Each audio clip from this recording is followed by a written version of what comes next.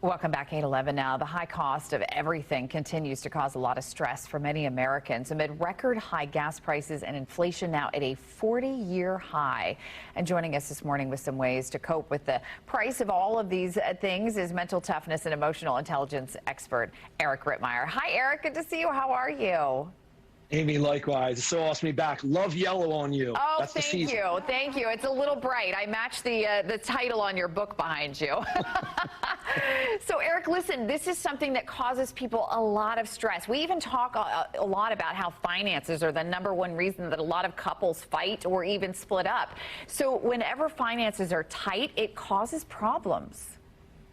It does. The issue is, Amy, it's a layering, right? So I call these emotional tornadoes. And what happens is we just get so overcome in emotion because we have so many things going on that we start to make bad decisions. We start to react to situations, which is emotion-based, as opposed to responding, which is when we're able to process information logically. So what we have to do first off is learn to compartmentalize and understand that one thing that's happening might not have an impact on other things that are happening, and just get control of the emotion. Easier said than done, but that's the secret.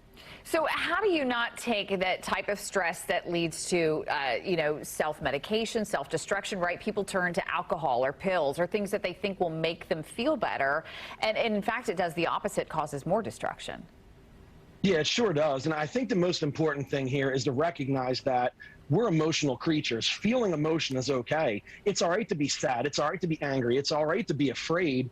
But the secret is to get to the core of why we're feeling that emotion. The knee-jerk reaction, like you said, is to try to do medication, do something that's really just going to take us down this bad path. Get control of the emotion, recognize it, understand that it's okay to feel it, get to the core of the issue, then figure out a way to fix it. Eric, what about talking about your finances in front of your kids? Because I think that, it's a twofold thing. You want them to have a healthy reality of how things are, why you can't go buy the most expensive pair of tennis shoes right in the store right now. But at the same time, you don't want your kids to worry.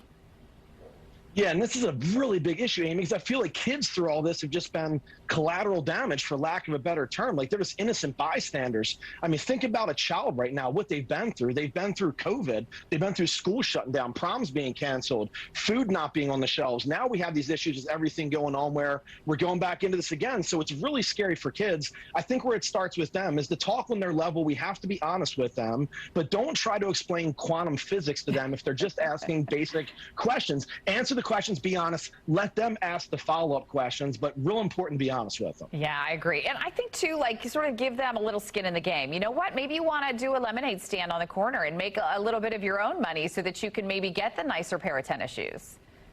Absolutely, and let them acknowledge that their feelings are real too, right? This is another thing. Let our kids know what they're feeling is okay.